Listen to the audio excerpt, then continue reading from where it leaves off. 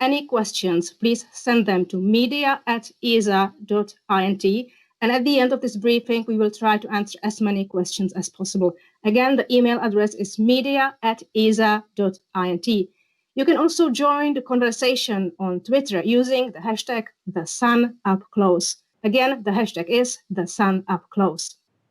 And let's start with the questions. Daniel, I said at the beginning, one of the tasks of Solar Orbiter is to take the closest images of the sun.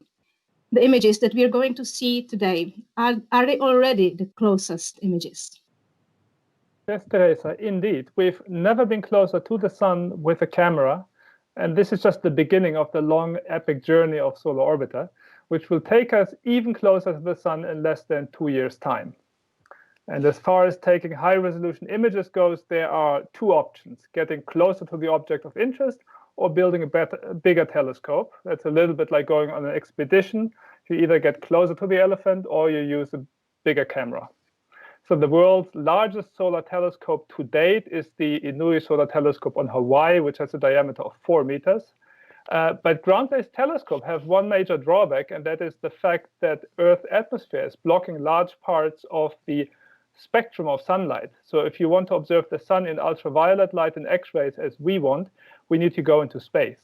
And Solar Orbiter is using what we call gravity assist maneuvers or slingshot maneuvers at the planets Venus and Earth to get closer to the sun. And we do this by harnessing the gravitational field of the planets to slow down our spacecraft and make it fall towards the sun just a little more rather than just flying around it. Can you just tell us the images that we are going to see today? When were they taken and how far was Solar Orbiter from the sun at that moment, and how it compares to the distance from Earth and perhaps the ultimate distance of Solar Orbiter? The images that we are going to see soon were taken around the time of our first close approach to the sun, which was at 77 million kilometers, which is just over half the distance between sun and Earth. And so this is not quite as close as we will eventually get. Our closest approach will be just over a quarter of the distance between sun and Earth. And we will reach that in about 2 years' time. My next question is for Holly. Holly, Solar Orbiter, as we said, is taking the closest images of the sun, but many people know that NASA's Parker Solar Probe is actually flying much closer to the sun than Solar Orbiter. Can you explain to us why Parker Solar Probe is not taking images? Indeed, Parker Solar Probe is going closer to the sun, much closer, within 9 solar radii. But the environment that close is extremely harsh. And so they don't have many cameras. They have one camera that's not facing the sun. It's facing away so that it can watch the solar wind. But cameras can't go that close. So Solar Orbiter is really the limit where the cameras can take images of the sun itself. Can you compare the environment in which Parker Solar Probe is and that of the Solar Orbiter? Well, if you imagine many times the sun at the intensity, and as you get closer and closer to the sun, Solar Orbiter isn't as close as Parker, and each time you get closer, the more intense it gets, and so the environment just gets too harsh as you get that close to the sun. There are many other spacecraft studying the sun, and many of them are actually orbiting the Earth. And there are also, as Daniel already mentioned, many ground-based telescopes which provide really great resolution. What is the advantage of having a mission like Solar Orbiter in this mix, and what is the unique contribution of Solar Orbiter to solar science? In order to understand how the sun really creates that plasma bubble and how it modulates the environment in the solar system, we need many observations. And so we often combine observations from different observatories, including ground observatories. But Solar Orbiter in this mix offers a couple of very unique aspects. One is its orbit. It will eventually get out of the ecliptic. As it's getting closer to the sun, it will get out of the ecliptic, which is the plane that the planets all rotate around the sun in. So up to now, we've only been able to really image that part of the sun from the Earth's perspective. but we're going to be able to take images and pictures of the polar regions of the sun for the very first time. And this is extremely exciting. And also the powerful suite of instruments that Solar Orbiter offers. It's a combination of the ones that take images, the remote sensing, and the ones that are sampling the plasma, the in situ data. And so that combination really allows us to make links and connections to what's happening on the sun and what's happening at the spacecraft. Thank you. The Solar Orbiter mission had a very unusual start to its operations. Solar Orbiter was launched on the 10th of February this year. Less than a month later, it became clear that the new coronavirus causing the COVID-19 disease was spreading in Europe. ESA took a very early action at the time, and by mid-March, most staff members were working from home. It is no exaggeration to say that the Solar Orbiter became the first spacecraft in ESA's history that has been mostly commissioned from people's homes. Jose, my next question is for you. The early months in the orbital life of any mission are probably the most challenging. What was going through your head when the COVID-19 situation started unfolding in the middle of the commissioning? Well, you are right. We were very worried. As you said, Solar Orbiter was launched on the 10th of February. And already towards the end of February, we were getting instructions from our management with respect to the visitors that would be allowed to enter the ESA Control Center in Germany, our site. So traditionally, commissioning is performed with the instrument teams together with us here in the control center. And we started to realize that if the pandemic would evolve as it has unfortunately evolved, this would not be possible. So we worried. Travel restrictions were imposed also to the different countries where the research institutes that manage the instruments on board Solar Orbiter are located. So we had to plan another way of performing commissioning, and it was from home partially, but also on site, keeping severe restrictions. So can you describe to us exactly how you dealt with the situation? Well, yes, we had to stop the commission for almost 10 days during March. We had to replan everything. We had started the commissioning in a traditional way with the teams here. But when the lockdown came to reality, we had to replan everything. So one of the biggest restrictions was that only 2 engineers could be in the control room at the same time, keeping distance. And of course, the instrument teams were in their home countries. We had to do everything remote via teleconference, showing them what we could see in our control screens. So it was difficult, but it has worked pretty well, I think better than we expected.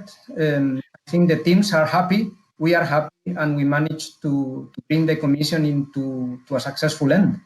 That's fantastic. Thank you. Chris, I know that the work of the Solar Wind Analyzer team was quite badly affected by the COVID-19 pandemic and the restrictions. Can you tell us how was the situation for you? Yes, I guess like everybody else in the world, the last few months have been unexpectedly challenging.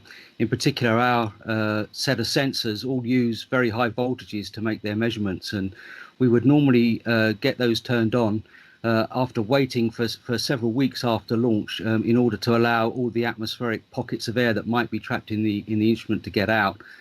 So actually, by the time we were ready to go and turn our instrument on, we were pretty much up against the set of lockdowns.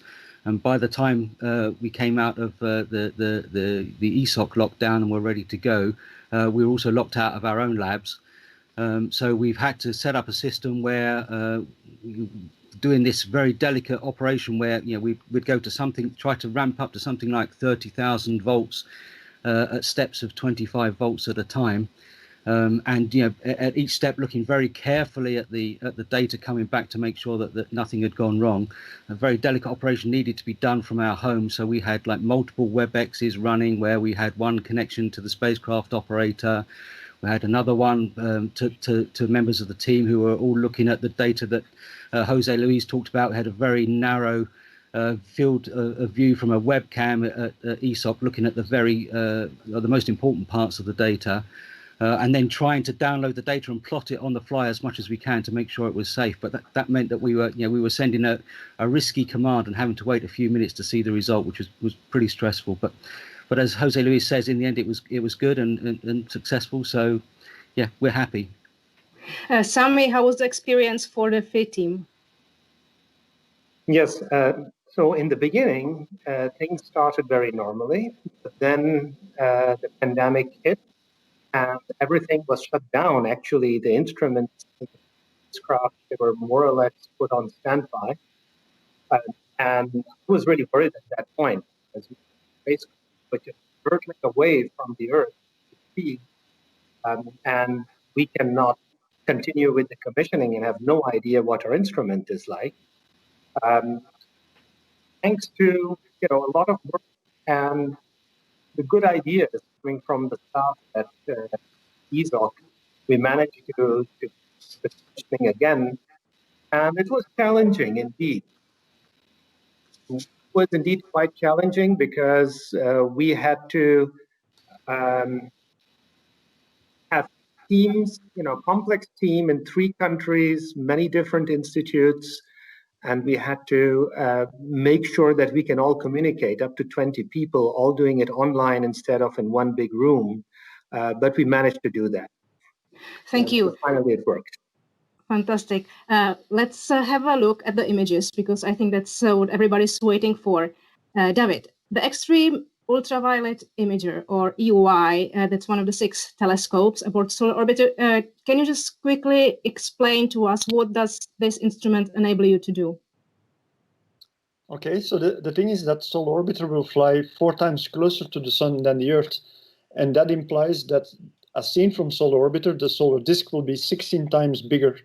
So whenever something happens on that big solar disk in the space, EUI will be watching and imaging and monitoring all these phenomena from the smallest to the biggest scales. How does it compare? Yeah, how does it compare to similar instruments that have been used before? So EUI is a sort of the last in an evolution. There is always new technology coming in. But I think what the revolutionary aspect of EUI is what Daniel already said, is we're bringing it closer to the elephant. By looking from close by, we get so much sharper images. And not only will we get closer images, but we will see from a non-Earth perspective. That is, we will look down on the poles, something we've never done before. The images that we're going to see in just a very few short moments were obtained at the end of the so-called commissioning phase, and that's the early period of technical validation. Solar Orbiter is not yet in its full science mode, so it was essentially the first opportunity to properly test all these instruments. What did you expect from those images, and when did they finally started coming? What was your impression? To be honest, I didn't dare to expect anything. The last months of the development of EUI had been extremely stressful, with our mirrors taking apart in the last moment and re-gluing everything, and software being changed in the last minute. So it was kind of a battle to get it all together. And then when the first images came in, the first thought was, this is not possible. It cannot be that good. So it was really much better than what we perhaps not expected, but what we dared to hope for. So hopefully now everybody should see a video clip, which is showing a sequence of videos and images from EUI. David, can you explain to us what is it that we can see in this sequence? We see different solar instruments being displayed here. This is not EUI, but it's METIS and the solar HI instrument showing the far corona. If we can play back this video to the beginning, then we'll see EUI. No. Anyway, let's start kind of focusing on the really interesting bit. I understand we might be having a little bit of technical problems. When we see the detailed images of the sun's surface, there is something really interesting that caught your eye when you first saw them. Could you explain this a little bit? What's that we can see there, and why is it interesting? Right. So the very first high-resolution images that we took were not pointing anywhere specifically. We are seeing a small disk, part of the solar disk here, of the corona, which we essentially call the quiet corona. Quiet meaning that nothing is supposed to happen here. But then when you look at it at high resolution, it's amazing in the smallest details how much stuff is going on there. We couldn't believe this when we first saw this. And we started giving it crazy names like campfires and dark fibrils and ghosts and whatever we saw. So there is so much new small phenomena going on the smaller scale that we are like starting a new vocabulary to give it all names. And many of those things have been seen before at bigger scales, but never at these small scales in the quiet corona. Thank you. Daniel, what do solar scientists know about these little campfires, these little phenomena, and how much has been known, how much have they been observed before? Well, Teresa, like David was saying, to our knowledge, many of these particular features have not been observed before at this scale. These are clearly just the first test images, so it's too early to draw any scientific conclusions. But our conjecture is that these campfires and ghosts are related to changes in the sun's magnetic field, a process that is known as magnetic reconnection. So we believe that even though it's the quiet sun and there are only very small scale magnetic fields, these field lines do get tangled and get under stress. And like rubber bands, they can eventually tear and then reconfigure into new configurations. And that tearing process can release energy, vast quantities, and that would then heat the plasma locally to temperatures of more than 1 million degrees, which is what we see in any case in the EUI images. I understand that these campfires could be involved in one big solar science mystery, and that is the heating of the corona. Can you explain what that is? Why is it a mystery, and how these campfires could be connected to that? The fact that the sun's corona is so hot has really been a mystery for many, many years. It's a little counterintuitive because you would think if you have a body that's very hot at the center and relatively cool at the surface, it would be even cooler the further you go away. But on the contrary, for the sun, we have a hot core, a relatively cool surface of just about 5,500 degrees, surrounded by a super hot atmosphere of more than 1 million degrees. It's as if you would light a fire, and as you move further away from the fire, it doesn't get cooler, but in fact, it really starts to burn you when you're really far away. So that is really the peculiar thing about the sun's corona and the corona of other stars as well. There have been multiple theories put forward to account for that, including shock waves and other phenomena. Most of them, although, are related to changes in the sun's magnetic field.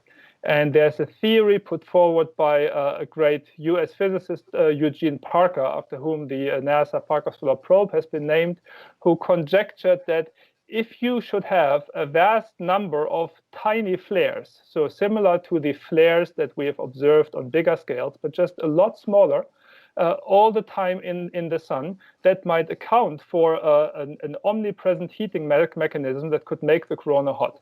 So while we clearly do not know yet if what we see is in any way related to that theory, there is a possibility that what we see here are, let's say, the tiny cousins of the solar flares that we already know, and they produce heat on a very different scale, but because of their multitude, they could contribute significantly to heating the solar corona. Thank you very much. Holly, the images that we are seeing here just now, there, as we said, only the first images. Seeing them, what does it suggest about the future potential of the Solar Orbiter mission?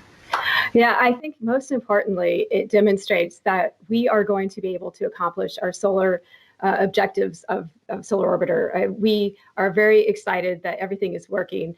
And it also confirms the importance of looking at different physical scales. If we've already made some discoveries in just the first light images, just imagine what we're going to find when we get closer to the sun and when we get out of the ecliptic. Very exciting. We mentioned before that one of the goals is to look at the poles. So what do you hope to see there on the poles, and what do you think to learn from Solar Orbiter images of the poles? Well, we don't know what we'll see yet. And it's very difficult to get out of the ecliptic because it takes a lot of energy. And so by imaging the poles, we're looking forward to seeing the magnetic field and the different flows there. And that's really important for understanding the global magnetic field of the sun. Those polar regions are important. And so we'll be able to model better the global magnetic field, how it's interacting with itself, and how it's driving space weather. So it's going to be really, really exciting to see what those poles offer and determine a little bit more understanding about how the sun operates and how it drives its heliosphere. Thank you. Sami, let's have a look at Phi. Can you explain to us what does Phi enable you to do and why is it unique? Yes, gladly. So Phi is a magnetograph. That means it is an instrument which measures the magnetic field of the sun close to its surface. At the same time, it also measures velocities close to the surface of the sun, which include the oscillations. The sun as a whole is oscillating all the time. And with these, we can peer into the sun, look at the interior. It's unique in the sense that, first of all, no magnetograph has ever been as close to the sun as Phi has, and that has its advantages, obviously. Secondly, it's the first magnetograph that's going to look, or is now already looking at the sun from a different direction than you can from the Earth. And so we are also seeing parts of the sun which are otherwise not visible. And finally, Phi is unique because it will be the first instrument to look at the sun from outside the ecliptic, and that's where it will really come into its own. We are now at the so-called solar minimum. The sun is very quiet. What does it mean for the images that you are able to obtain? Yes, so the quiet sun means that it has very little magnetic field compared to what it will hopefully have in a few years' time. That means that this magnetic field is also sort of randomly distributed over most of the sun in small features. The images sort of look bland, not very exciting, but that will change as the sun becomes more active. I understand that in spite of that, you were able to have some interesting first. Can you tell us about this? Yes, as I said, Phi is the first instrument or the first magnetograph to look at the sun from the side, so to say. We still haven't reached the far side of the sun, but at least from the side. And we have seen in our full disk magnetograms an active region which is totally invisible from the Earth. And that's exciting because we know that the magnetic field is a kind of holistic feature of the sun. It threads through the atmosphere and connects very different parts of the sun with each other. But so far, we've only seen one side of the sun. And now we are starting to see the whole beast. We know that these active regions can create solar eruptions, and these solar eruptions can then create solar weather events on Earth when they disrupt the magnetosphere, and it can affect satellites, it can affect power grids and telecommunication networks. Do you expect Solar Orbiter can help us understand space weather better or even prevent these disruptions in the future? I don't think we will be able to prevent them. The sun is just much too powerful for that. But what we hope at some point is to be able to make predictions. For that, the first thing that is missing is a proper understanding of what causes these eruptions. How does the change of the magnetic field? We know that the magnetic field is causing it, but we don't know how the magnetic field has to develop and change to lead up to such an eruption. And Solar Orbiter, by providing us a very different view than is possible from Earth, will definitely be a big help to reach this understanding. Thank you. Chris, Solar Orbiter's instruments were designed to essentially work together, the remote sensing cameras, the telescopes with the in-situ instruments on the spacecraft, to unlock the mysteries like the coronal heating, like space weather. What exactly can in-situ instrument teams, such as the Solar Wind Analyzer team, learn from the images that we have seen today, and how these images help you interpret your data? What questions will you be able to answer? Yeah, well, that's right. So most of the big headline goals, the novel parts of the mission rely on us all working together and being able to link the measurements or the images of the dynamics of on the sun with what is coming out past the spacecraft. And so to do that, or in that sense, these images are one end of the system that will provide us knowledge about the specific sources of the solar wind that we measure at the spacecraft, and provide the kind of diagnostics that you're seeing here on the screen in this information leaflet. Just shows how, for example, the SPICE instrument is able to focus in on a candidate source region and return diagnostics about the temperature. Sami talked about how his instrument will produce information about the magnetic field.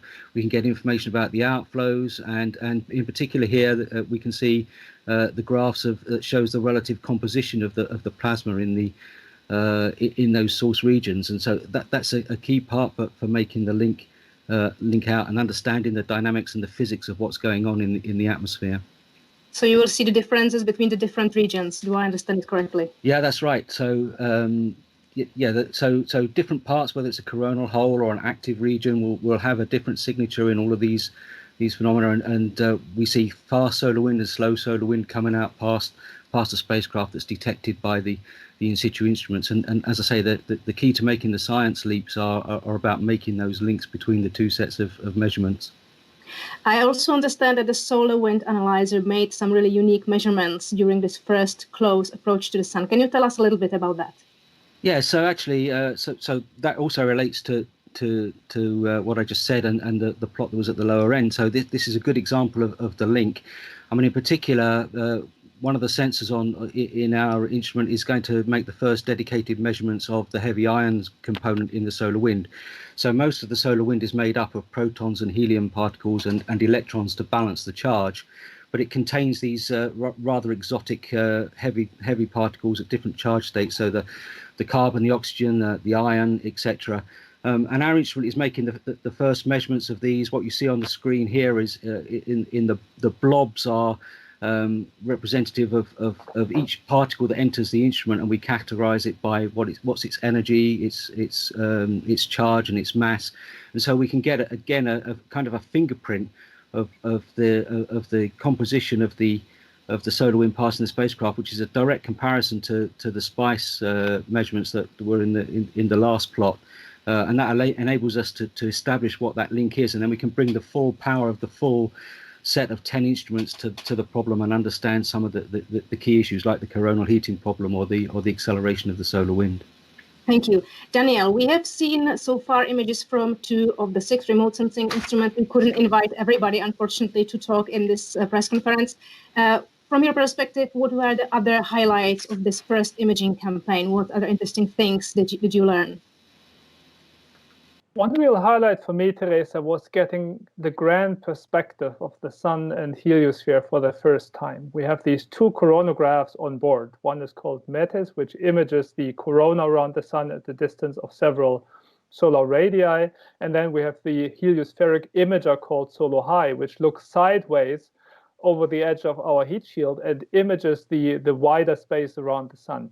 So that impressed me really a lot to see those first images, even though they are still rough around the edges, because the night we launched, it struck me that Solar Orbiter would go and explore faraway parts of the solar system. And like Sami was saying earlier, see the sun from a completely different perspective. And when I first combined the first light image of SOLO-HI with images of the sun itself, it was really as if the spacecraft had sent us a postcard from its journey.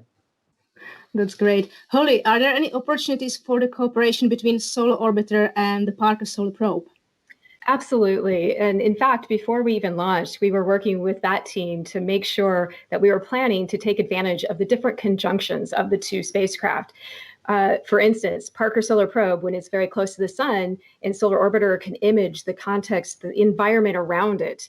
And that provides a lot of information about what Parker Solar Probe is sampling. And some of their instruments on Parker are also the same instruments or measuring the same thing on Solar Orbiter. And so there are other conjunctions where we can measure something at Parker and measure it also at Solar Orbiter, and again, link the 2 and see how that plasma has evolved, if at all.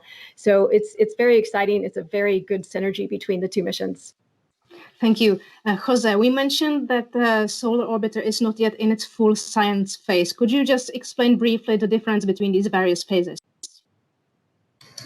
Well, yes. Now that the commissioning has finished, we are doing our first steps in the so-called cruise phase. The cruise phase will bring Solar Orbiter into the final science mission. During the cruise phase, the in-situ instruments will be performing science, and the remote sensing instruments will be performing also science during dedicated remote sensing checkout windows. Can you explain why does it take so long for the spacecraft to get to the required orbit? Well, yes. I mean, given the mass of the spacecraft and the performance of the launcher, the initial orbit where the rocket injects Solar Orbiter has to be changed in order to end up in the final science orbit. Well, orbits in space can be changed either performing maneuvers, which would imply consuming huge amount of propellant, or performing planetary flybys. And we have opted for the planetary flybys. And Solar Orbiter is doing a tour of planets, doing, as Daniel said before, slingshots or gravity assist maneuvers around Venus and Earth in order to arrive to the science orbit. Thank you. Daniel, what is next for Solar Orbiter? Well, as you have explained earlier, we have now embarked on what we call the cruise phase. I should really say that for the in-situ instruments that measure the solar wind, the magnetic field, and the heliosphere, it's already full-on science. So Chris will surely talk about that later as well. In addition to that, we will be using these planetary flybys twice at Venus and once at Earth to tweak our orbit over the next year and a half. We'll also use different, let's say, thermal configurations when we are far away from the sun or closer to the sun to check how the telescopes perform when they are warmer or cooler in temperature on board the spacecraft. And this, I'm sure this 1.5 years will really fly by in no time. And then in November 2021, we'll do a last swing by at Earth at an altitude of just 440 kilometers, so really close to home. We should be able to see it with small telescopes. And then we are on our way. And then in March 2022, we will have the first really close flyby when we are roughly at 30% of the distance between Sun and Earth. So that is fantastic. And then over the next few years, while we are in this 5 to 6 month orbit, where we have very high resolution images every couple of months, we will gradually incline our orbit to see the polar regions for the first time. So that will be the last, let's say, change of perspective. And it's definitely worth waiting for, because we really believe this will give us a lot of new insight into the sun's activity cycle. So what ultimately drives these 11-year periodic changes in the magnetic field activity of the sun. So when do we expect the next scientific results, the next images? Well, the next images will probably be taken at the next, let's say, intermediate perihelion, roughly a little below 0.5 AU. So it's a little closer than the images we've seen now. We'll see that during the cruise phase. And then in March 2022, we'll get into the full-blown science phase with unprecedented resolution. So this will be the main milestone to look out for. Thank you. Chris, can you tell us what's next for the in-situ instruments? Well, yes, as Daniel said, in fact, those of us that are associated with an in-situ instrument are lucky enough to benefit from the fact that there's enough telemetry bandwidth for us to be turned on and operating pretty much continuously through the cruise phase and the entire mission. So the cruise phase already started on June the 15th. So we are, the 4 instruments in the in-situ group are returning data as we speak, and we will be using that to gather long-term data sets on the nature of the solar wind. And there are lots of interesting physical things, fundamental physical things from an plasma and astrophysical point of view that go on in the solar wind itself, and a big community of scientists will be eagerly looking forward to that data to study things like turbulence and shocks and the various plasma instabilities, and as well also to address some of the sort of the space weather aspects of how the sun affects the Earth. So we will be detecting coronal mass ejections and solar energetic particles, etc. So I know that there are Lots also, to do. we have mentioned the Parker Solar Probe, but I understand there are also some interesting opportunities to work together with Bepi Colombo, which is another ESA mission that is now heading towards. Yes, for sure. So, I mean, Holly. Can you tell us a little bit about these cooperation opportunities? Yeah, so Holly talked about Parker Solar Probe, and we are certainly looking at the horizon for those alignments where we will make sure we take the best measurements we can. But later on in the middle of next year, there's a very close meeting of Bepi Colombo and Solar Orbiter. So we'll be able to make dual point measurements of, say, CMEs. There's some limitations about only having measurements at one point. So almost every opportunity that we can grab to make multi-point measurements when these spacecraft get into a useful alignment, we'll be taking that over the next 18 months before we start to get into the full science phase. So lots of science to do in the meantime. I just explained, you said CMA, so maybe some of our viewers don't understand. It's coronal mass ejections, and they spread from the sun, and you can measure them at various points as they sort of like evolve. That's right. We see them coming. We see them coming out from the sun in the images, and we detect them in interplanetary space. And when they hit the Earth system, they can cause quite a lot of disruption as well. So it's kind of important space weather phenomena to understand better, and we'll certainly contribute to that. And I understand that's quite unique to have this network of spacecraft measuring it like this. Is that correct? Certainly, I mean, it's a fantastic fleet to have now for the inner heliosphere. I mean, I guess we've always looked for these kind of opportunities, but yes, it's a kind of a rich time at the moment for this kind of science. Thank you.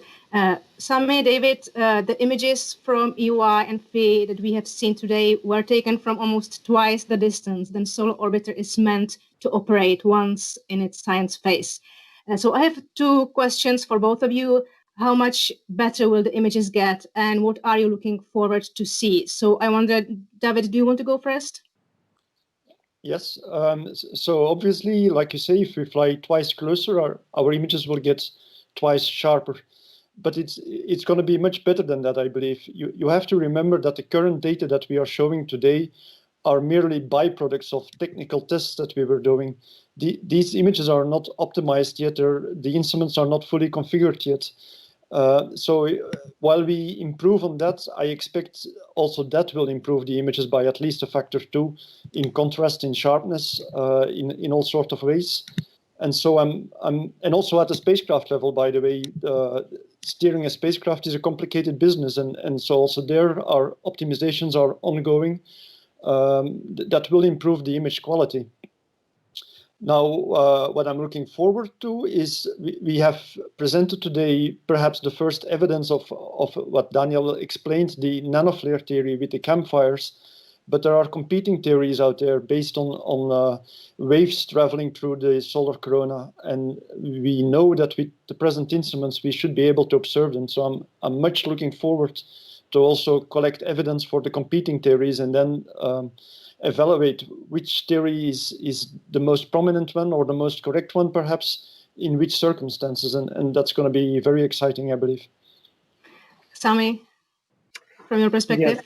Yes. So indeed, I think I can echo David's words. Our instrument as well is not yet in the state where we hope it will be in 1.5 years' time when we get into the science phase. And so the data that we are seeing now, although optically we can already say that the instrument is really far better than we had dared to hope, but still the data will improve, and then they will get better again because we will have much higher resolution by being closer to the sun. But the thing I'm really looking forward to is the phase when Solar Orbiter goes out of the ecliptic and looks down at the poles. The poles are terra incognita. It's like, the Earth 150 years ago. Nobody had been at the poles. So there will be a lot of new things to learn there. And one of the things which excites me the most is we know that the magnetic field is responsible for all the activity that the sun produces, but we don't know how the magnetic field itself is produced. We think it's a dynamo that is doing that inside the sun, a little bit similar to a dynamo inside the Earth, which produces the Earth's magnetic field. But we really don't know how it functions. But we do know that the poles play a key role in that. However, we don't have the data. And that is where Solar Orbiter will also revolutionize things. It's fantastic. So let's have a look at some of the questions that we have received from the journalists. I have a question here from Lisa Grossman from Science News. When will Solar Orbiter take its first pictures of the sun's poles? So I guess, Daniel, would you like to take this answer, or Jose? Well, I can do that, Teresa. We will, as we explained earlier, be gradually leaving the ecliptic plane. So it'll be, let's say, not one fixed date, but I can give you a date to work with, and that is in 2025. We will be at an angle where it starts getting interesting. And then in the beginning of 2027, we'll reach an angle from which I think especially Sami will be just delighted to get all this data. So roughly about 5 years from now, this is when the polar sign starts coming, and it will be fantastic, I'm sure. Thank you. Our next question is from a journalist called Thorsten Dambeck from a German newspaper, and he asks, when can we expect more solar activity so that Solar Orbiter could even see more exciting things going on at the sun compared to the quiet phase happening now? So I assume, Sami, would you like to take this question? Yes, I can try. A little bit the problem is that we cannot really predict when activity picks up on the sun. However, we have expectations, and the expectation is that it should start to pick up. We see already the first active regions of the new solar cycle, and at the moment it's still a trickle, but at some point we think it's going to become a real river of them flowing through. And so we hope by the time we get close to the sun and into the real science phase, we will have a much more active sun. There's another question from Thorsten, and that says, when will the first combined observation with the Parker Solar Probe mission take place? So maybe, Holly, would you like to answer this one? Sure. I mean, Parker has already been taking data since it's been launched, and so as soon as we get the science data, we are just early in the stages for Solar Orbiter, but I'm sure the scientists will be working together as soon as possible to really see when that data can be combined. And so we will have certain campaigns, but I know that the scientists, some scientists are on both teams, are already working hard to see how that data can be combined. Okay, I'm not seeing any further questions being forwarded from my colleagues, so I'll give them a little bit of time. And now just something arrived, so apologies for that. So we have a question from See Your Space Journey, which is a US podcast, and the journalist is Chuck Fields. Hello, Chuck. And the first question he has is, what is the approximate size of each of the campfires in today's images? When Solar Orbiter makes its closest approach to the sun at 42 million kilometers, how much smaller campfire features will it be able to resolve in size compared to the images released today? So I think, David, would you like to take this question? Yeah, sure. The campfires that we see today are the smallest ones are a couple of our pixels. A pixel corresponds to 400 kilometers, the spatial resolution. So it's about the size of a European country, say. That's the size of the smallest campfires. The thing with the solar corona is that it's scale invariant. So if you look at smaller scales, you see smaller stuff. So I'm expecting that as we go closer, make our images better, get higher resolution, that we will see yet smaller ones. There is one more question from Chuck. And he asks, of the various imagers on board Solar Orbiter, can you define what the highest resolution in terms of pixels for the images released today? What is the highest resolution in terms of pixels for the images released today of the imagers on board Solar Orbiter? I don't know who would like to take this. Maybe Daniel? Well, I think David raised his hand already, so I'll let David take that. Yeah. So the movies that you saw in which we showed the campfires, the high resolution EOV images, they are really pixel limited. So the resolution of a telescope is defined as twice the pixels. So the smallest features that we see in those images, the smallest campfires, are indeed 2 pixels. Mm-hmm. Next question is from PA Media, from Nilima Marshall. And she asks, how long does it take for the scientists to see the images taken by the instruments on the solar orbiter from the moment they are taken? Is it almost instantaneous, or does it take a few days? Daniel, would you like to take this one, or someone else? Sure, I can give it a try, and Jose Luis can correct me Or Jose Luis, if there are further details. So right now, in what we call the cruise phase, we have 3 antenna passes per week. So roughly every second day, we spend about 8 to 9 hours downlinking the data from the spacecraft to a big antenna of our ESA S-Track network. So that defines roughly the turnaround time. That the closer you are to one of these downlink passes, the sooner you get the data.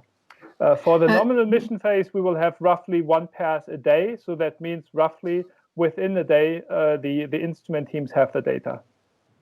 So maybe, Jose Luis, could you perhaps kind of compare like how operating a deep space mission like solar orbiter differs from, let's say, if you have a spacecraft in Earth's orbit and some other sun observing missions?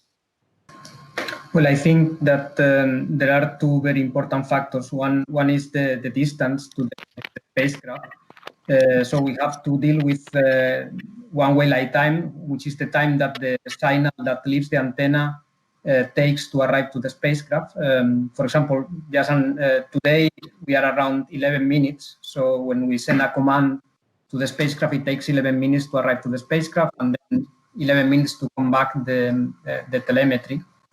This is one aspect. The other aspect, also related to distance, is what Daniel was mentioning also before, is the bandwidth. When you are far away, the bandwidth is reducing. When you are close to the Earth, the bandwidth is increasing. So the solar orbiter orbit is elliptic. Sometimes it's closer to the Earth, sometimes it's farther away. So depending on that, we are adapting the so-called telemetry bitrate, which is the bandwidth at which we can downlink data from the instruments. Thank you. I think Sami wanted to add something to this question. Sami, do you still want to add something? Yes. Yeah. So I think it's even more complex than that. And the reason is that these images that we are taking, instruments like UI and Phi, but also the other remote sensing instruments, they are quite big. That's a lot of data. And most solar missions are close to Earth because the sun gives us many photons, lots of data, and we can get them down easily. Solar Orbiter is a deep space mission. And so telemetry is really a major limiting factor. That's why even during the nominal mission phase, the remote sensing instruments per orbit will only have 3 10-day windows in which we can take images. And then we typically have to wait weeks to months till we get those images down. Thank you. Next question is from Business Insider, from Dave Mosher. And he asks, in the first image that was zoomed in on, there seems to be an oval-shaped dust bunny. What is that object? Is it a defect or perhaps caused by the solar environment? I think probably for David would be this one, right? Right. We often joke that is our exobiology experiment with a little tardigrade or an insect crawling over our images. But in fact, it's a sensor defect. It's in our flat field. And so in future processing, when we further optimize this will be cleaned up and interpolated from nearby pixels. But for the moment, it's still clearly visible. And the reason why it's crawling is that the original images were actually a bit shaky. And so in software, we have corrected that shakiness and they're rock solid now. But when you do that, then the things that were fixed, like defects in the detector, they start jumping up and down. And so you see this flat field part now, the tardigrade, as we call it, or the gummy bear, moving across the image. Next question is from the Telegraph, from the UK, from Sarah Knapton. And she asks, might there be a link between campfires and space weather? Who would like to answer this one? David again or Danielle?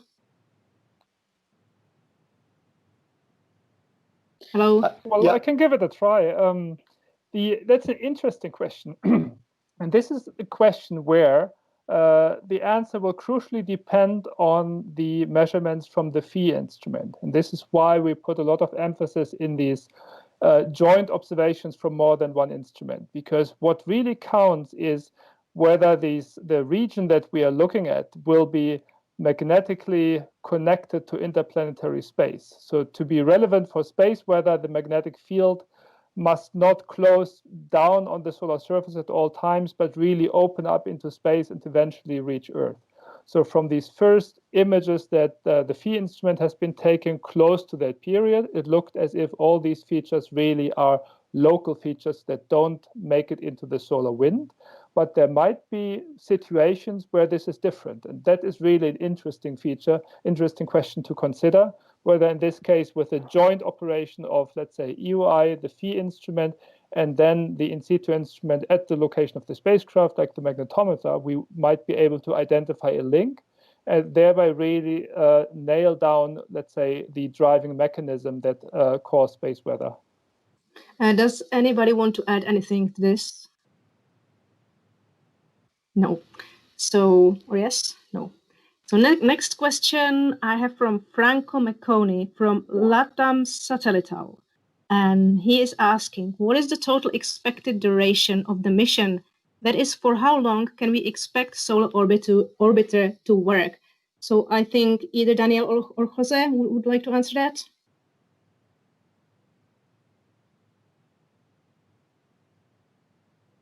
Yeah. Okay, so the total duration of the mission that it has been designed for is over 10 years. And of course, there are a number of factors that limit the lifetime of a mission. One is fuel, and the other one is solar array performance. So on the fuel side, we are good. We got a picture-perfect launch thanks to our American partners, so from the United Launch Alliance, under contract with NASA. So the launch that put us into our initial trajectory was so good that no maneuver was needed to correct it. And that really saved us a significant amount of fuel that we can then use